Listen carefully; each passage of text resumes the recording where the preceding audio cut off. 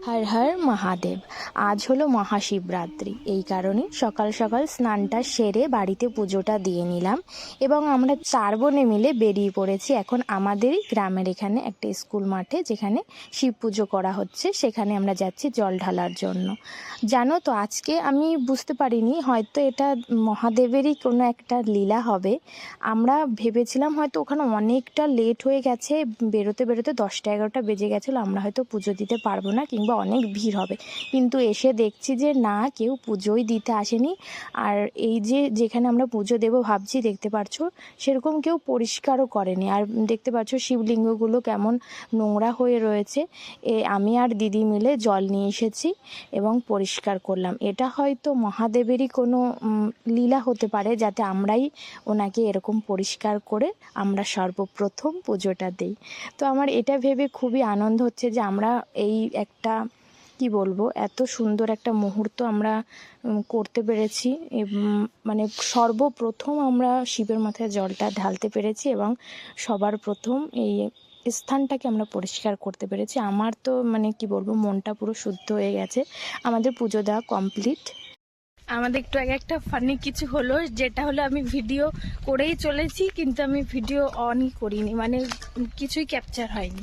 তো আবারও প্রথম থেকে ইন্ট্রো দিতে হচ্ছে। আমরা এখন যাচ্ছি হলো বনগাঁয়। তো কেন যাচ্ছি সেটা হলো আজকে শিবের মাথায় জল ঢালার জন্য। আজকে হলো মহাশিবরাত্রি।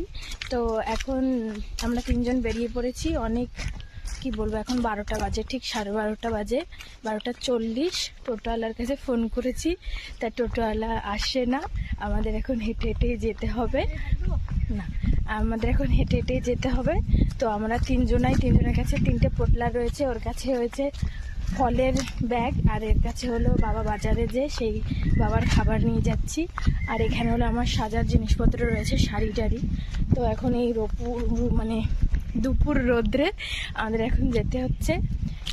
তো দেখা হচ্ছে হেলেঞ্চায় গিয়ে, কারণ আমরা ওখান থেকে হেলেঞ্চার থেকে অটো ধরে তারপরে যাব।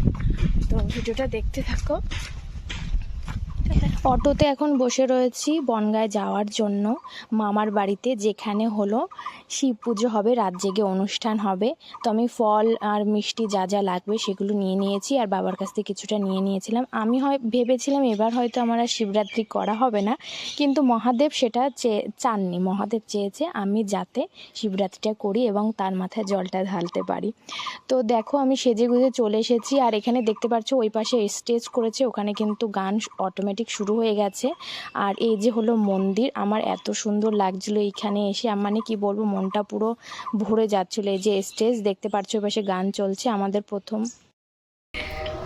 পরপর জল আমাদের ঢালা হয়ে গেছে। এখন আমরা বসে রয়েছি মামার বাড়িতে। আবার দ্বিতীয় প্রহর হলো 12টার সময়, তখন যাব। আর প্রচুর ভিড় ছিল বলে সেরকম ভিডিও করা হয়নি। আর ভীষণ টায়ার্ড লাগছে, আমার চোখগুলো দেখতে পারছো কতটা আমি টায়ার্ড হয়ে রয়েছি। আর আমার পিছনের ওরাও ভীষণ টায়ার্ড হয়ে রয়েছে। তো আমার লুকটা তোমাদেরকে একটু দেখাই, কেমন লাগছে সেটা একটু বলো। এই যে আমি শাড়ি পরেছি, চুলটা ছাড়া ছিল, এখন চুলটা বাঁধা রয়েছে। আর এই যে শাড়ি, একটা আমি রিংও পরেছি। আর আমার এই হাতে চুড়িও আছে, একটা টিপ পরেছি, বড় কানের পরেছি। কানেরটা উল্টো কেন? কানেরটা উল্টে গেছে। যাই হোক, কানের পরেছি, হারটা আমি পরিনি। তো প্রথম প্রহর আমাদের ঢালা হয়ে গেছে, খুব তাড়াতাড়ি হয়ে গেছে, কারণ প্রথম প্রহরটা ছিল 6:30 টু 8টা সামথিং এরকম। আবার 12টার সময় সেকেন্ড প্রহর, তারপরে 3টে, তারপরে হয়তো 4টে কি 6টা এরকম।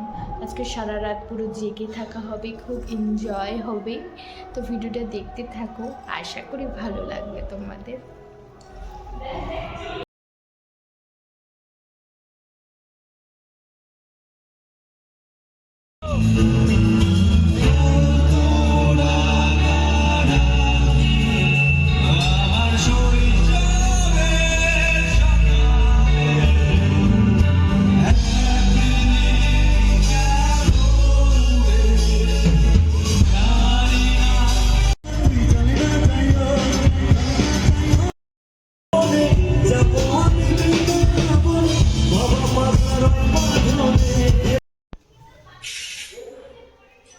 এদের কি বুঝিস না খেয়ে আমার দিদি চিকন হয়ে গেছে একদিনে রোগা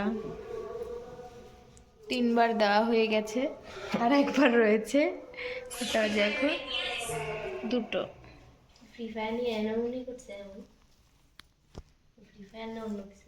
একদিনে স্লিম বডি হয়ে গেছে আমার। সবাই এখন আমরা প্যাঁচা হয়ে আছি, ঘুম আসছে কিন্তু ঘুমাতে পারছি না। চাই যে এক পেঁচা, এই আরেক পেঁচা এ তো ঘুমাচ্ছিল, আর এই এক শকুন।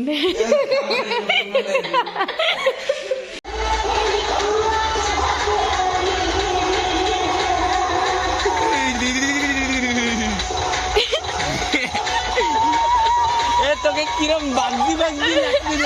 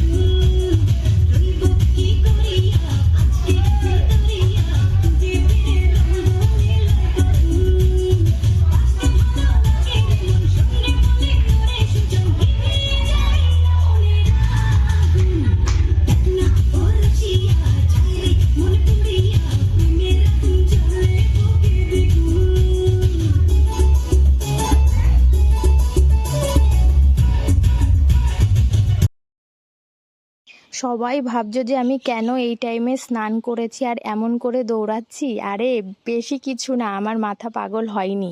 এটা হলো লাস্ট প্রহর, আর এটা তোমাদেরকে করতেই হবে। যারা যারা শিবরাত্রি করো তারা কিন্তু জানো যে লাস্ট প্রহরে সেই তোমাদের ঠান্ডা ঠান্ডা জলে স্নান করে এসে তারপরে বাবার মাথায় তোমাদেরকে জল কিংবা দুধ অর্পণ করতে হবে। মানে তোমরা বাবাকে ঠান্ডা লাগাচ্ছ, তোমাদের ঠান্ডা লাগাবে না, এটা কি কখনো হয়? এই কারণে তোমাদেরও স্নান করে এসে সেই ভিজে জামা অবস্থায় তোমাদেরকে বাবার মাথায় দুধ ঢালতে হবে।